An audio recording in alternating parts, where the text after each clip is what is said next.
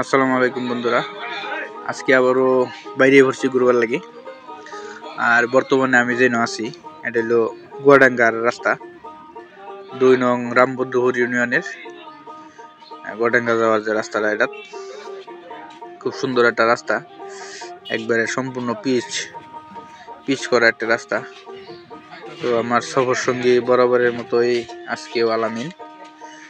তো আলামিনের সাথে মাঝে মাঝে ঘুরতে বেরোই, ভাল লাগে আর কি ঘুরতে। কথা হইলো ঘুরলে মন মাইন্ড ফ্রেশ থাকে।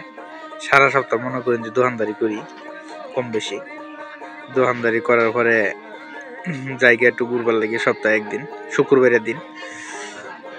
তো এই জায়গা হলো গড়েঙ্গা বাজার সামনে। এই ভাই আসতে দোলা উড়াই না যে এই গাড়ি চালাই লাগে, আমরা হুন্ডার চালাই দেখে কি লেগে আমরা কোনো ইয়ে না। এ ভাই আস্তে আস্তে যাই, সব উড়াই আছে রে, দোলাতে করে গাইড আছে, এই মাইর আছে ঠাই না। শীতের মধ্যে এমনি গোসল করতে বিরাট কষ্ট লাগে, শরীরে দোলা বালু পরে তো আরেক বিঘা।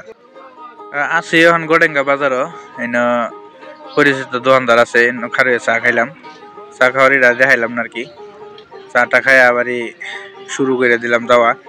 যাইতেছি পাটকেন্দি, মানে আয় করতেছে আর কি। পাটকেন্দি আয় করছিলাম, গেছিলাম হইলো রামবন্ধু বাজারের ওই যে দক্ষিণে শহর এলাকাত। মানে গেলে খুব ভালো লাগে, কারণ বিভিন্ন জাতের শীতকালের যে আনাজ তরকারিগুলা লাগাইছি, আহারে দেখলে মন জোড়া যায়। তো এই এলাকার মানুষ আমরা বাংলাদেশের, মানে আমরা ময়মনসিংহের তরকারির যে এটা চাহিদা, এটা মিটাইতেছে, তাকে ভালো লাগলো। মেলাটার সময় তাগর লগে আড্ডা দিলাম, সময় কাটাইলাম, খুব সুন্দর আনন্দ কোনো মুহূর্ত কাটাইলাম তাগর লগে। এক ফাঁকে দেখি তারা আবার খাইবার বই করছে, মানে আমরা তো গেছি 10:30 বা 11টা, সকালের নাস্তা খাইতেছে তারা তো ফজরের পরে দেয়। মনে করুন যে তারা কৃষি মাঠে আয়া পরে কাজ করবার লাগে, পরে 10টা 11টা দিতে তারা নাস্তা খায়। তো আমি আসি না ইয়াতে ওই বাগেধরা যে স্কুলটা, এই স্কুলের আগে ছোটোর সময় দেখতাম বাগেধরা কিন্ডার গার্ডেনের আসিন কেজি স্কুল। এই স্কুলে প্রচুর নাম আসিন, অনেক ছাত্র আমরা বাইটকান্দি থেকে এলাকা থেকে যাইতো লেখাপড়া করবার লাগি স্কুলে। তো সময়ের পরিবর্তনে এখন আর এই কিন্ডার গার্ডেনটা নাই।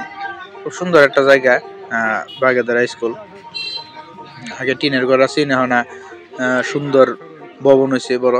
আইতে দুইটা ঘোড়ার গাড়ি চোখে করলো। এরা এই ঘোড়ার গাড়িতে মাল টানে, প্রচুর পরিমাণ মাল টানে।